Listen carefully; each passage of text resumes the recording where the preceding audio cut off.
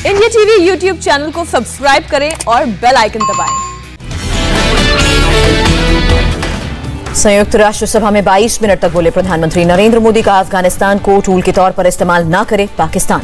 संयुक्त राष्ट्र के मंच से बोले प्रधानमंत्री मोदी, अफगानिस्तान की धरती आतंक के लिए इस्तेमाल ना हो, अफगानिस्तान में हिंदुओं और सिखों को मदद की जरूरत। प्रधानमंत्री मोदी का पाकिस्तान को कड़ा संदेश, बोले जो आतंक का इस्तेमाल कर रहे हैं आतंकवाद उनके लिए भी खतरा है। प्रधानमंत्री ने चीन की विस्तारवादी सोच पर भी हमला बोला, कहा दुनिया को विस्तारवाद पर लगाम लगानी होगी। प्रधानमंत्री मोदी ने दुनिया को दिया मंत्र, कहा कट्टरपंथी सोच दुनिया के लिए खतरा, प्रोग्रेसिव सोच से दुनिया बढ़ेगी। प्रधानमंत्री मोदी ने कहा भारत ने दुनिया की पहली डीएनए वैक्सीन बनाई, भारत नेजल वैक्सीन बनाने में भी जुटा है। प्रधानमंत्री मोदी ने दुनिया भर के कोविड वैक्सीन मैन्युफैक्चरर्स को भारत में आमंत्रित किया, कहा आइए और भारत में वैक्सीन बनाइए। प्रधानमंत्री मोदी ने भारतीय लोकतंत्र का दुनिया को कराया एहसास, कहा चाय बेचने वाला चौथी बार यूएन आया, मुझे देश की सेवा करते हुए 20 साल हुए। प्रधानमंत्री मोदी का भारत को सबसे बड़ा ग्रीन हाइड्रोजन हब बनाने का वादा, कहा 6 लाख से अधिक गांव की ड्रोन से मैपिंग कराई। प्रधानमंत्री मोदी ने कहा यूएन आतंकवाद को रोकने में सफल नहीं रहा, यूएन को खुद में सुधार लाना होगा। विदेश सचिव हर्षवर्धन श्रृंखला ने प्रधानमंत्री मोदी के अमेरिकी दौरे को उपयोगी बताया, कहा कई मुद्दों पर उच्च स्तरीय बातचीत हुई। प्रधानमंत्री मोदी के यूएन में संबोधन पर बोले जेपी नड्डा, प्रधानमंत्री ने 130 करोड़ भारतीयों को गौरवान्वित किया, एक सच्चे राजनेता के रूप में बोले। बीजेपी अध्यक्ष जेपी नड्डा ने कहा पीएम ने दुनिया का ध्यान भारत को और आकर्षित किया, कोरोना आतंकवाद जैसे मुद्दे पर एकजुट होने को भी कहा। भारत ने संयुक्त राष्ट्र के मंच पर कहा कि पाकिस्तान वैश्विक मंच का इस्तेमाल झूठ और फरेब फैलाने के लिए कर रहा है, इमरान खान आतंकवाद से पीड़ित होने का ढोंग करते हैं। स्नेहा दुबे ने कहा पाकिस्तान ने खुले तौर पर आतंकवाद को नीति के रूप में समर्थन किया है, दुनिया जानती है पाकिस्तान आतंकवादियों को ट्रेनिंग, फंडिंग और हथियार देता है। प्रधानमंत्री मोदी की विदेश यात्रा के बीच फारूक अब्दुल्ला का बड़ा बयान, आतंकवाद के लिए अमेरिका को ठहराया जिम्मेदार, पूछा 20 साल बाद अफगानिस्तान से क्यों भागा अमेरिका। फारूक अब्दुल्ला ने आतंकवाद को पूरी दुनिया के लिए खतरा बताया, कहा मिलकर ही इससे बच सकते हैं। फारूक अब्दुल्ला ने कहा भारत का अफगानिस्तान में लगा है पैसा तो दोस्ती रखने में क्या दिक्कत है। जम्मू कश्मीर के बीजेपी नेता रविंदर रैना की फारूक को सलाह, किस देश से बात करना है और किससे नहीं सरकार को पता है। बीजेपी प्रवक्ता सुधांशु त्रिवेदी ने कहा पीएम मोदी के नेतृत्व में भारत अंतर्राष्ट्रीय कूटनीति में निभा रहा है महत्वपूर्ण भूमिका। रविवार शाम 4:30 बजे होगा पंजाब में चन्नी कैबिनेट का विस्तार, मुख्यमंत्री चरणजीत सिंह चन्नी ने गवर्नर से मुलाकात की। चन्नी कैबिनेट में 7 नए चेहरे हो सकते हैं शामिल, अमरिंदर कैबिनेट में शामिल रहे 5 लोगों को दिखाया जा सकता है बाहर का रास्ता। पूर्व सीएम देवेंद्र फडणवीस ने महाराष्ट्र में बीजेपी की वापसी की उम्मीद जताई, कहा जीत हार लोकतंत्र का हिस्सा। महाराष्ट्र में बीजेपी अल्पसंख्यक मोर्चा के सम्मेलन का आयोजन, केंद्रीय मंत्री मुख्तार अब्बास नकवी ने कांग्रेस को इशारों में वोट का सौदागर बताया। मुख्तार अब्बास नकवी ने कहा वोटों के सौदागर ने आजादी के 75 साल में वोट लेने के लिए 75 तरीके अपनाए। प्रयागराज में एआईएमआईएम चीफ असदुद्दीन ओवैसी ने जनसभा को संबोधित किया, कहा उम्मीद है आप अतीक अहमद को विधायक बनाएंगे। यूपी के मंत्री सिद्धार्थनाथ सिंह का ओवैसी पर आरोप, टोपी और तिलक के बीच में दरार डालना चाहते हैं ओवैसी। जाति जनगणना को लेकर एक्शन में तेजस्वी यादव, सोनिया गांधी समेत अलग अलग दलों के 33 बड़े नेताओं को चिट्ठी लिखी। अखिलेश यादव ने ओबीसी की गणना को लेकर साधा बीजेपी पर निशाना, का ओबीसी को जनसंख्या के अनुपात में हक नहीं देना चाहती बीजेपी। केंद्रीय मंत्री रामदास अठावले ने विपक्षी दलों की मांग का किया समर्थन, कहा जाति जनगणना होनी चाहिए, इससे देश में जातिवाद नहीं बढ़ेगा। बंगाल की सीएम ममता बनर्जी का बयान, तालिबानी बीजेपी भारत को नहीं चला सकती है, टीएमसी अकेले बीजेपी को हराने के लिए काफी है। ममता बनर्जी ने कहा भवानीपुर से खेला शुरू होगा और पूरे देश में विजय के साथ समाप्त होगा। गोवा में विधानसभा चुनाव लड़ेगी टीएमसी, डेरेक ओब्रायन ने कहा सीएम कैंडिडेट का जल्द ऐलान करेंगे। केंद्र ने बंगाल बीजेपी अध्यक्ष सुकांता मजुमदार को जेड कैटेगरी की सुरक्षा दी, सीआईएसएफ के जवान सुरक्षा करेंगे। तमिलनाडु के शिवगंगा में कांग्रेस की बैठक में जमकर बवाल हुआ, कांग्रेसी कार्यकर्ताओं ने कुर्सियां फेंकी। पुडुचेरी में कांग्रेस नेता वी नारायणसामी ने प्रदर्शन किया, कृषि कानून को वापस लेने की मांग की। कन्हैया कुमार और जिग्नेश मेवानी 28 सितंबर को कांग्रेस में हो सकते हैं शामिल, सूत्रों के हवाले से खबर।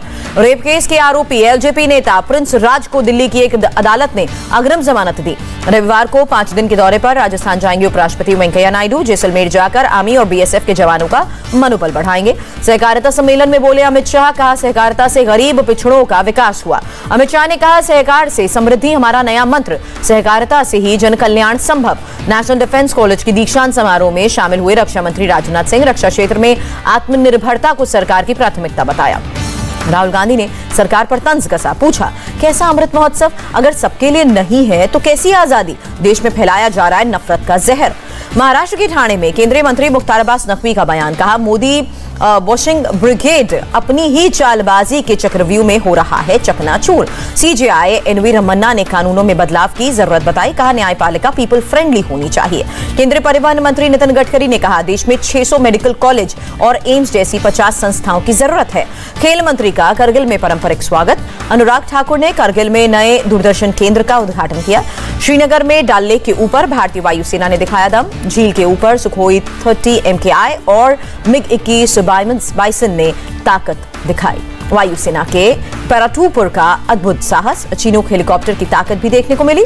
नागर विमानन मंत्री ज्योतिरादित्य सिंधिया और LG मनोज सिन्हा की बैठक। जम्मू कश्मीर में एविएशन को बढ़ावा देने पर बातचीत हुई। तमिलनाडु के शिवगंगा में कचरे से तैयार की जा रही है बिजली। प्रधानमंत्री मोदी ने मन की बात में बायोगैस प्लांट का जिक्र किया था। केरल के तिरुवनंतपुरम में दिहाड़ी मजदूर की बेटी ने पास किया यूपीएससी का एग्जाम, 481 रैंक प्राप्त किए, कहा 15 साल का सपना पूरा हुआ। दिल्ली पुलिस कमिश्नर राकेश अस्थाना ने दिल्ली पुलिस में किए बड़े फेरबदल, 29 डीसीपी के तबादले हुए। राष्ट्रीय बाल अधिकार संरक्षण ने राजस्थान के सीएम अशोक गहलोत को चिट्ठी लिखी, विवाह पंजीकरण बिल में बदलाव पर चिंता जताई। एनसीपीसीआर ने कहा कानून में हुआ बदलाव बाल विवाह को सही ठहराता है, बच्चों की शिक्षा और मानसिकता पर गलत प्रभाव पड़ेगा। रीट परीक्षा में धांधली रोकने के लिए राजस्थान सरकार का फैसला, 26 सितंबर को अजमेर जिले में सुबह 6 से शाम 6 बजे तक बंद रहेंगी इंटरनेट सेवाएं। 26 सितंबर को अजमेर में एसएमएस और सभी सोशल मीडिया की सेवाएं भी बंद रहेंगी। सभी तरह के वॉइस कॉल की भी सेवाएं चालू रहेंगी। आईपीएस इकबाल प्रीत सिंह सहोटा को मिला पंजाब के डीजीपी का एडिशनल चार्ज। ईडी ने महाराष्ट्र के मंत्री अनिल परब को नोटिस भेजा, मंगलवार को पेश होने का आदेश दिया। Assam power distribution company limited की परीक्षा में धांधली का मामला, 10 लोगों की गिरफ्तारी। चक्रवात की चेतावनी को देखते हुए आंध्र प्रदेश और उड़ीसा में एनडीआरएफ की 18 टीमों को तैनात किया गया। चक्रवात ओलाब को लेकर उड़ीसा के गंजाम जिला प्रशासन ने लोगों को अलर्ट किया। 26 सितंबर की शाम को तूफान के तट से टकराने की संभावना। गंजाम जिले के कलेक्टर ने कहा अगले 2 दिन तक सभी बीच रहेंगे बंद। केंद्रीय कैबिनेट सेक्रेटरी राजीव गौबा के नेतृत्व में क्राइसिस मैनेजमेंट कमेटी की बैठक, साइक्लोन के उत्पन्न चुनौतियों से निपटने की तैयारियों का जायजा लिया। पनवेल सिटी पुलिस ने जरूरतमंदों को बांटे कोरोना किट, राशन और स्टेशनरी का सामान। डोंबिवली रेप केस की पीड़िता हॉस्पिटल से डिस्चार्ज हुई, अब तक इस केस में 28 लोगों की गिरफ्तारी। मुंबई सेंट्रल रेलवे से नारकोटिक्स विभाग ने 60 साल के नाइजीरियन को गिरफ्तार किया, 39 लाख के ड्रग्स भी जब्त किए। थाने पुलिस ने गुम हुए 100 मोबाइल फोन बरामद किए, मोबाइल की कीमत 15 लाख। प्रतापगढ़ में जन आरोग्य मेले में कांग्रेस और बीजेपी कार्यकर्ता आपस में भिड़े, 3 गाड़ियों को नुकसान।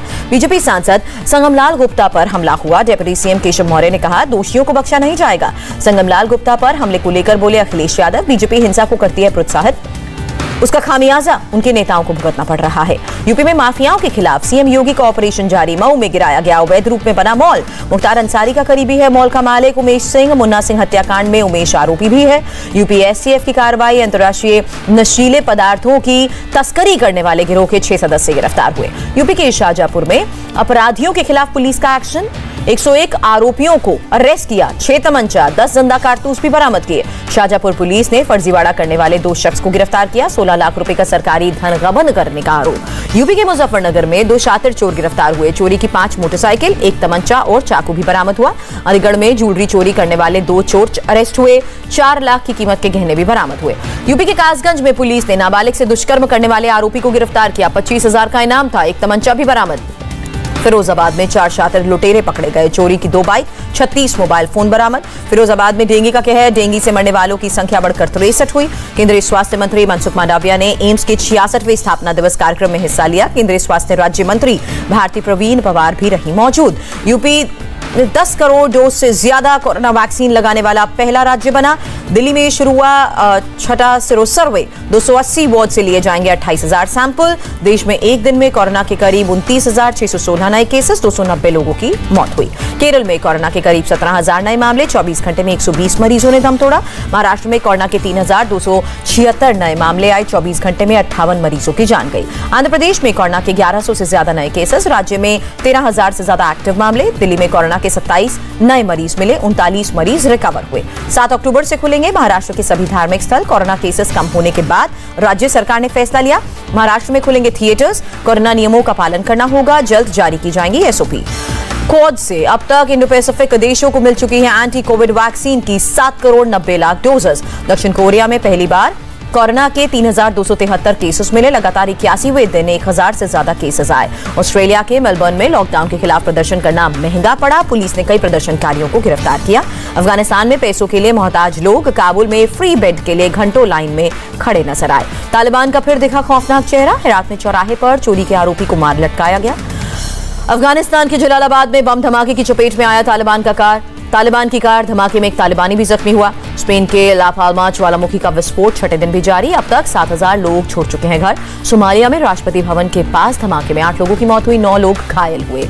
और आईपीएल में दिल्ली कैपिटल्स ने राजस्थान रॉयल्स को 33 रन से हराया। श्रेयस अय्यर रहे मैन ऑफ द मैच।